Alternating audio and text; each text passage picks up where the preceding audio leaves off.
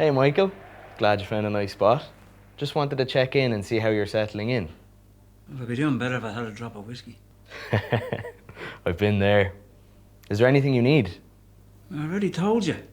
I'm sorry Michael, I'm afraid we don't have any whiskey. And it's not good for you. I know there's a migraine, but I need me nightcap because I'm sure I'll get one.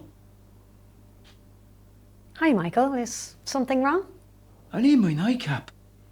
Okay, Michael. Well, we don't keep whiskey on hand, but we'll see what's possible. Was this something discussed in your admission assessment? I don't remember. Okay, and do you usually take a glass each night? Always, every single night. That's not healthy. Thank you, Michael. We'll organise this for you and we'll make sure all staff know.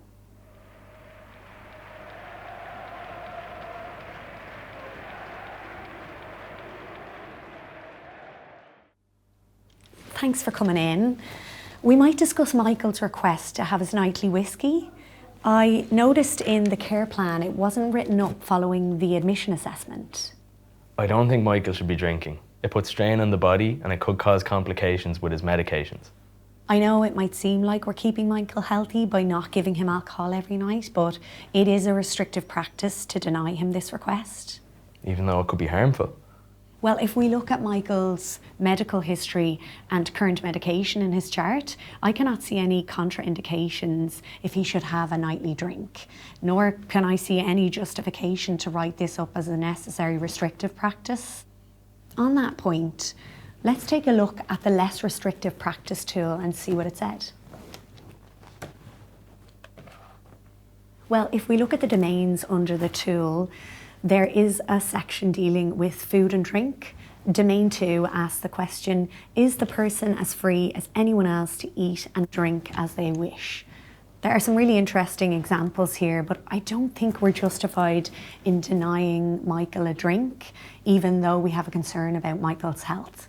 I think an alternative is to provide Michael with health promotion advice around alcohol consumption, as opposed to restricting his intake. Okay. Going forward, I'll make sure Michael has his nightcap and doesn't feel restricted. Great, thank you. And can you please document this in the care plan? And I'll review and update the alcohol consumption policy to reflect this change.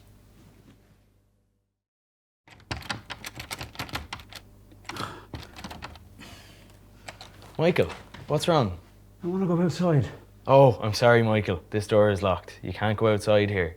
Why? I just want to go for a walk. Well, you can't go for a walk right now, but maybe later I could go with you. Hi Aisling, could I talk to you about something? Of course, what's up? Earlier today, I found Michael Aller struggling with the door. He wanted to go for a walk, but the door was locked.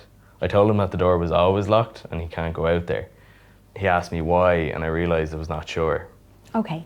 I think that might be a restrictive practice and I'd like to go through the tool with you to see if it is and what we could do to change it. Let's do it. So I can see that domain 1 deals with freedom of movement. We'll start with the first question.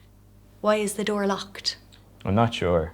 My best guess is that the door is locked for the safety of the residents to prevent any unsafe wandering. Okay, and do you think that Michael can safely decide and go on a walk? Yes, I do, but it might be unsafe for other residents. Right, but on the contrary, it seems unfair to place a restriction on Michael based on other residents. We need to be careful to remember the difference between a safety issue and a restrictive practice. What do you think the solutions could be? We could write up the locked door as a restrictive practice and have it approved so that the door stays locked. Yeah? Any other ideas or suggestions?